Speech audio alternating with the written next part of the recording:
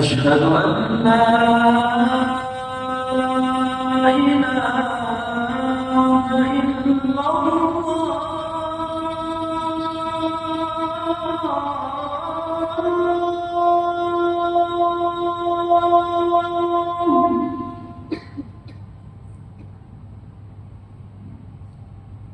أشهد أن لا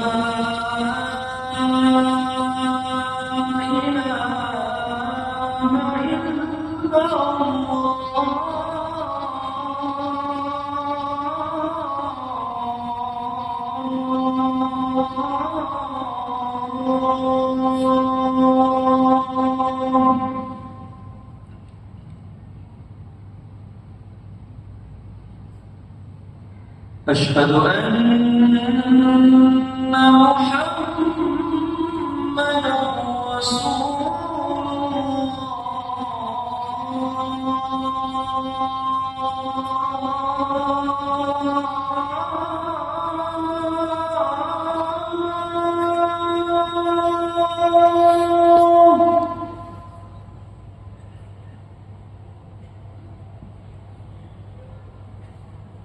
أشهد أن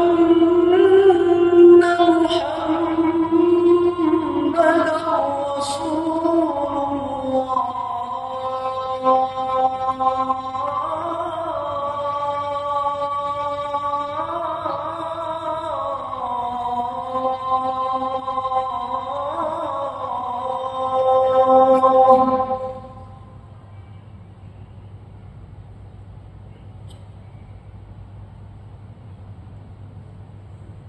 حي على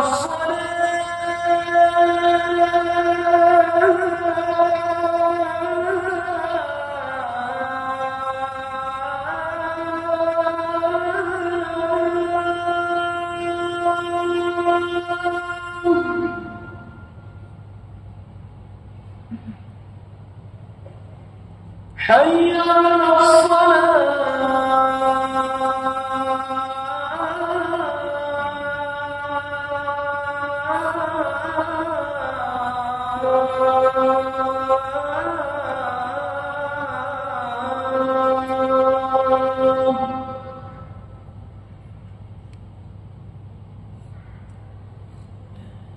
حي على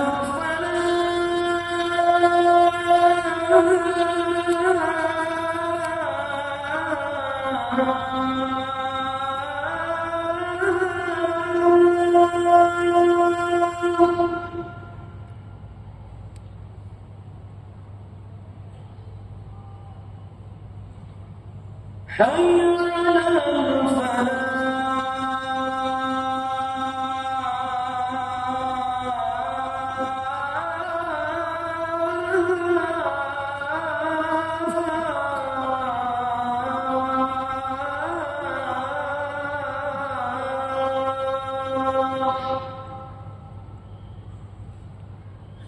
الله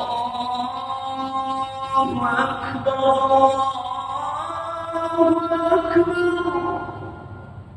لا إله إلا الله.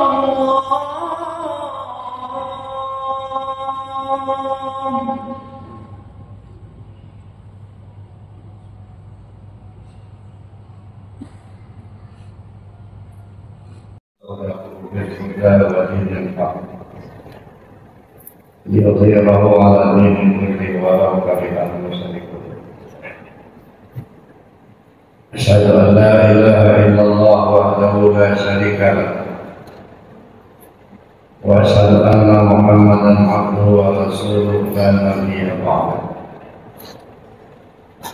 اللهم صل على سيدنا محمد وعلى آله وأصحابه أجمعين. أما بعد فيا عباد الله، إني أوصيكم وبنفسي أولا بتقوى الله ولا تموتن إلا وأنتم مسلمون. فإذا قرئ القرآن فاستمعوا له وأنصتوا لعلكم ترحمون. أعوذ بالله من الشيطان الرجيم. بسم الله الرحمن الرحيم. يا أيها الذين آمنوا كتب عليكم الصيام كما كتب على الذين من قبلكم لعلكم تتقون. صدق الله العظيم. Kaum muslimin rahimahullah, beberapa hari ke depan kita akan memasuki bulan suci Ramadan. Kita telah melaksanakan saum Ramadan di setiap tahun. Artinya kehadiran bulan Ramadan itu sudah tidak asing bagi kita. Banyak hal yang harus kita lakukan, baik yang sifatnya wajib maupun yang sunnah. Sekedar untuk menyegarkan pemikiran kita dan arah kemana sebenarnya dia ingin dicapai dari puasa bulan Ramadan yang sudah secara rutinitas kita laksanakan setiap tahun. Kenapa saya katakan demikian? Mengingat Nabi SAW mengingatkan kepada kita, kam min sha'imin laisa lahu illa al-ju'i wal 'atash. Betapa banyak orang yang puasa tapi tidak mendapat apa-apa kecuali hanya lapar dan haus saja. Kita tentu tidak ingin berlapar-lapar dan berhaus-haus saja. Oleh karena itu tidak salah apabila kita mencoba untuk menganalisa, memahami kemana sebenarnya arah dari saum Ramadan. Kaum muslimin rahimahumullah, satu hadis yang mungkin bisa kita jadikan sebagai acuan untuk melihat dan mengarahkan pemikiran kita dan tujuan kita dalam melaksanakan saum Ramadan. Nabi SAW mengatakan, Allah berfirman, ini hadis qudsi. Allah sedang menjelaskan as-saumu li wa ana ajzi bihi. Saya kira kalimat yang singkat ini sungguh sangat luas pemahamannya apabila kita coba untuk menjabarkan. Sering orang memahami puasa untukku dan aku yang akan membalasnya, dengan tidak bermaksud menyalahkan. Tapi saya pikir perlu juga kita untuk mengoreksi. Kalau puasa itu untuk aku yang membalasnya, pertanyaannya, memangnya Allah butuh puasa kita?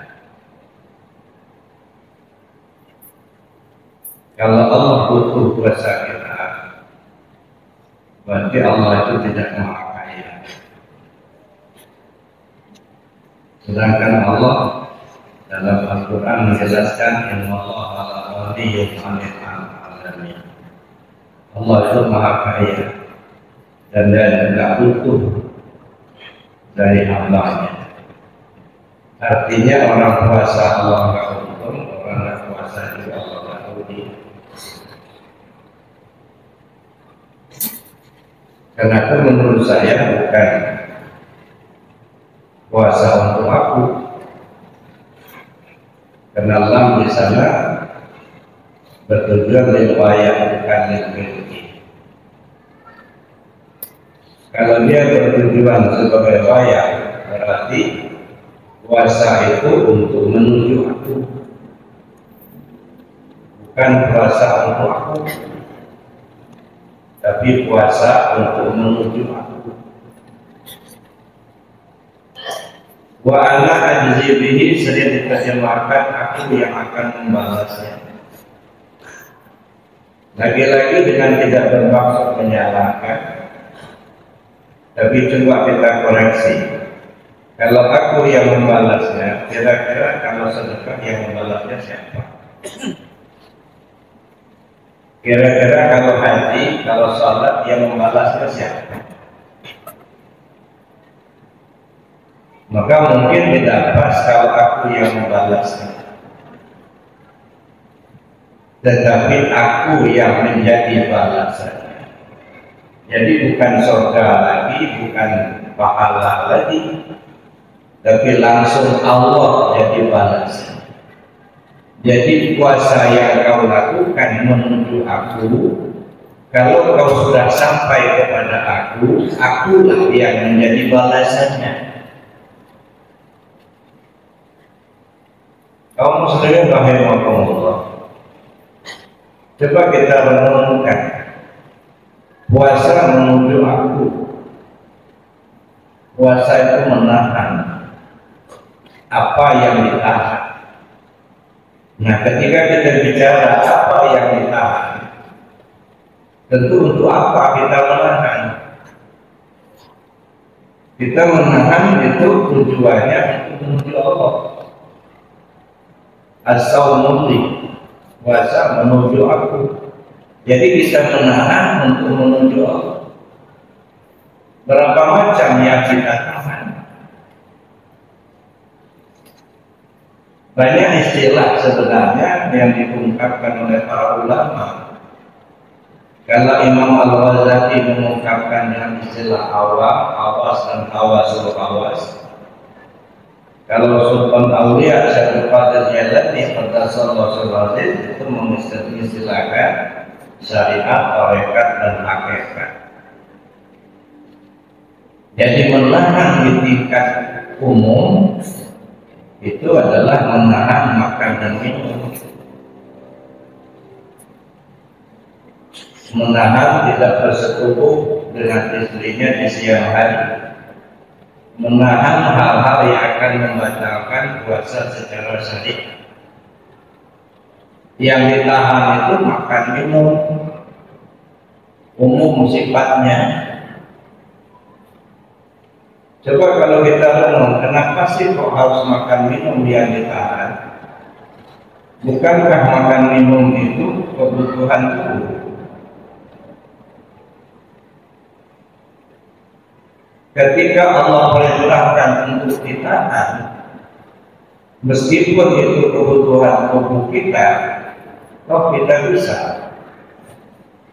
kita tahan tidak makan tidak minum. Padahal makan minum kebutuhan tubuh. Mukhalafahnya artinya lagi yang menjadi kebutuhan tubuh saja, ketika Allah perintahkan itu ditahan, toh kita bisa menahannya. Apalagi yang bukan menjadi kebutuhan tubuh kita. Misalnya berbohong itu bukan kebutuhan, judi bukan kebutuhan,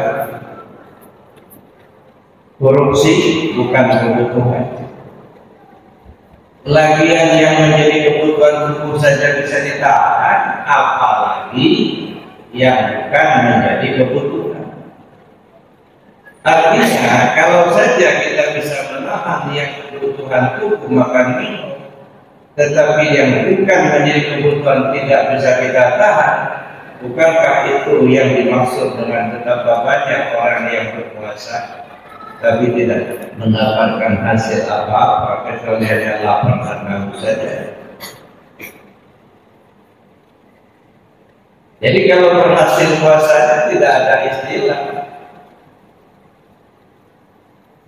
jadi kita tutup dulu selama Ramadan, nanti kalau sudah Ramadan dibuka lagi, itu menunjukkan tidak berhasil puasanya. Kalau berhasil puasanya, jadi ditutup sebelum Ramadan, sudah Ramadan, tutup terus menerus, tidak buka lagi.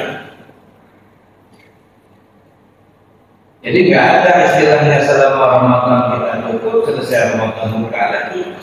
Itu menunjukkan nggak berhasil. Lalu yang ditahan juga anggota tubuh zahir dan batin dari melakukan yang dilarang oleh Allah. Tahan mata tidak melihat yang dilarang, tahan telinga tidak mendengar yang dilarang, tahan mulut tidak berbohong, dan lain sebagainya. Menahan seluruh anggota tubuh zahir batin agar tidak melakukan yang dilarang atau yang diharamkan oleh Allah. Jadi bukan hanya menahan tak makan tak minum aja. Betapa banyak orang yang berpuasa tapi berbuka. Berpuasa secara syariat, tak makan tak minum tapi bohong jalan terus. Judi jalan terus, korupsi jalan terus.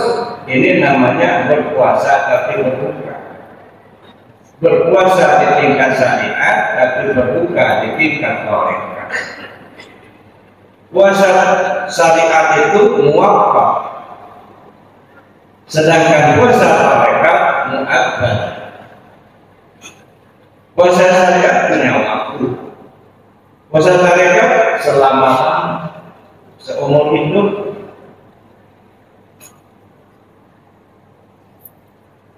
Selain kita menahan makan minum dan hal-hal yang dilarang, artinya menahan anggota tubuh zahir dan batin untuk tidak melakukan yang dilarang dan yang diharamkan Allah, kita juga perlu menahan hati untuk tidak terpaut kepada apa dan siapa kecuali hanya kepada Allah semata. Sudahkah hati kita terarah ke sana? Sekian lama kita berpuasa, sekian tahun kita berpuasa. Sudahkah hati ini hanya tersangkut ke Allah, atau masih tersangkut ke jabatan, ke harta, ke pangkat, ke makhluk? Masih jauh sasaran yang ingin dicapai. Kalau mampu kita tidak terpaut hati kecuali hanya kepada Allah saja, ana ajzi, aku yang akan menjadi balasannya. Bukan urusan pahala lagi, bukan urusan surga lagi. Aku langsung jadi balasannya. Inna lillahi wa inna ilaihi raji'un. Itulah kembali kepada Allah. Makanya di akhir Ramadan ditandai dengan Idul Fitri, kembali fitrah. Fitrah manusia datang dari Allah, pulang ke Allah. Maka sering saya sampaikan, jangan dipahami kembali ke Allah itu mati. Enggak jaminan orang mati itu kembali ke Allah. Mati itu ajal, batas waktu untuk kembali kepada Allah. Kapan kita kembali ke Allah? Sebelum ajal tiba. Makanya Allah ingatkan wala tamutunna illa wa antum muslimun. Jangan sampai kamu mati, kamu belum berserah sepenuhnya ke Allah. Karena itu sebelum mati serahkan sepenuhnya. Wa anfiqu mimma razaqnakum min qabli an ya'tiya ahadakumul maut. Serahkan apa yang sudah Allah berikan padamu sebelum kematianmu datang. Kaum muslimin rahimakumullah, sepertinya puasa itu mengarahnya ke sana. Jadi tidak hanya sekedar rutinitas datang Ramadan nak makan kami loh. Coba kita coba, sudahkah hati ini terpaut hanya ke Allah? Sudahkah hati ini tersangkut hanya ke Allah? Atau masih bergelimang dengan lumpur-lumpur dunia, karat-karat dosa? Usia semakin lanjut, pintu kubur semakin dekat. Kapan kita akan kembali? Kaum muslimin rahimahumullah, mudah-mudahan di puasa bulan Ramadan tahun ini akan lebih baik daripada sebelumnya. Insya Allah kita semua diberi Allah kesehatan lahir batin hingga dapat melaksanakan puasa dengan baik, dengan sepenuhnya. Mudah-mudahan kita mendapatkan ridha Allah. Amin. Demikian khutbah singkat ini, mudah-mudahan bermanfaatnya. Wa anta ya kulafsor wa alakum barakallahu li wa lakum fil Qur'anil azim wa nafa'ana wa iyyakum bima fihi min ayatil wa dhikril hakim wa taqabbal minni wa minkum tilawata wa sallallahu aqulu qawli hadza wa astaghfiruka innahu huwal ghafurur rahim. Allahumma shalli wa sallim ala sayyidina Muhammadin wa ala ali sayyidina Muhammad.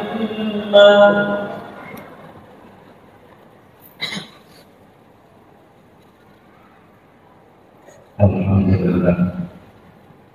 Alhamdulillah alladzi an'amana bi ni'matil iman wal islam wal ihsan.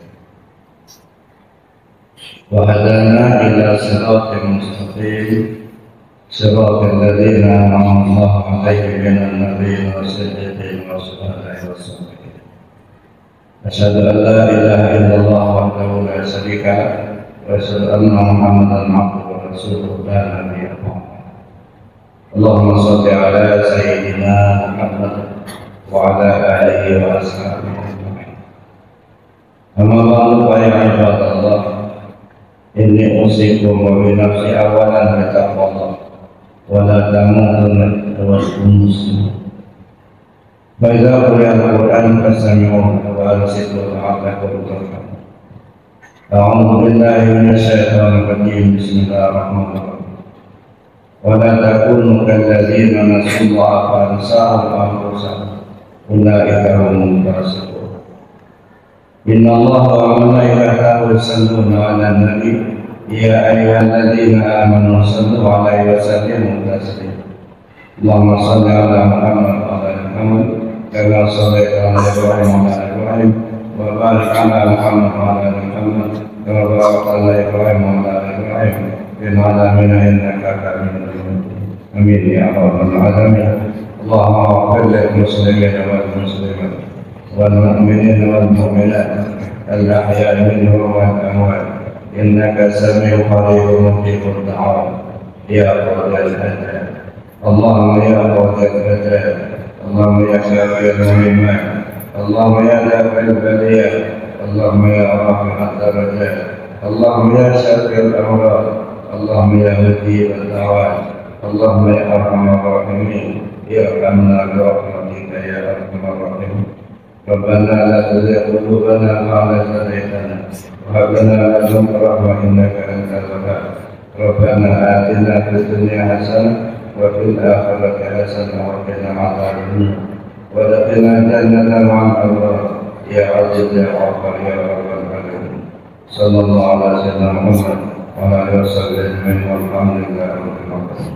عباد الله، إن الله يأمر بالعدل والإحسان وإذا ذا القربى وينهى عن الفحشاء والمنكر والبغي يعظكم لعلكم تذكرون واذكروا الله العظيم يذكركم واشكروه على نعمه يزدكم واسألوا من فضله يعطيكم ولذكر الله أكبر.